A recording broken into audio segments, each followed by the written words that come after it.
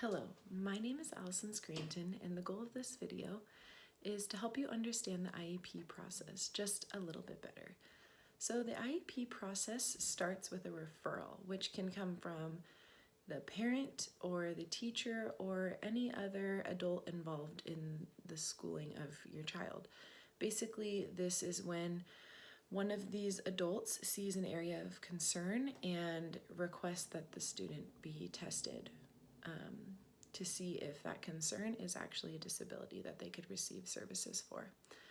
Once the referral has been made, the next step is an evaluation.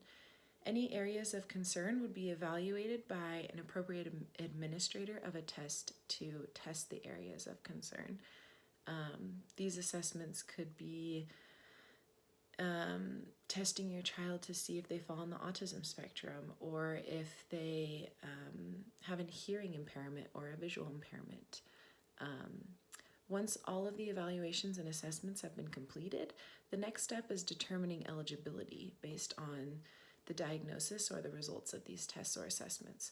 Under IDEA, there are 13 categories of disability, and a student has to fall within one of those 13 categories to qualify to receive special education services. Once a disability has been determined and eligibility has been stated, the next step is creating a formal IEP. The IEP has many components and it can be kind of difficult to break down. So I'm going to break down some of the pieces of an IEP. Some of these are, it first starts with where your child currently is, so their current abilities. Then it looks at their annual goals. And then they need to determine a way to track the progress that they want the child to make towards those goals.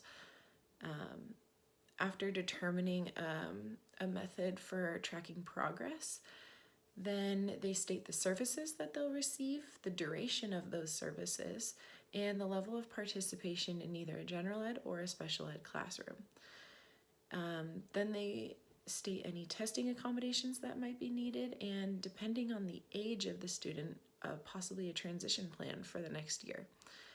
So the goal of the IEP is to support the student and give them every possible resource that they need to succeed in their educational careers.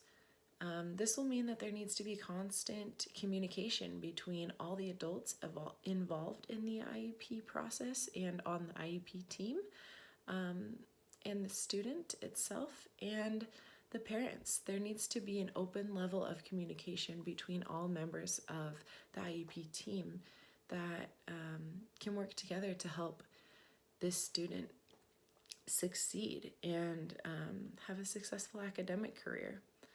The parents and or guardians are required to attend a yearly IEP meeting that looks at the progress and the goals that the child is making and hopes to make in the future. The parent is encouraged to voice their concerns and to bring up any areas of questions or misunderstandings or communication needed. And so the parent or the guardian is really an essential voice on the IEP team. Students are not usually involved in the actual IEP meeting. However, they do need to be involved in knowing what types of services they're receiving, how to communicate times when they need help or when they feel that they could be independent.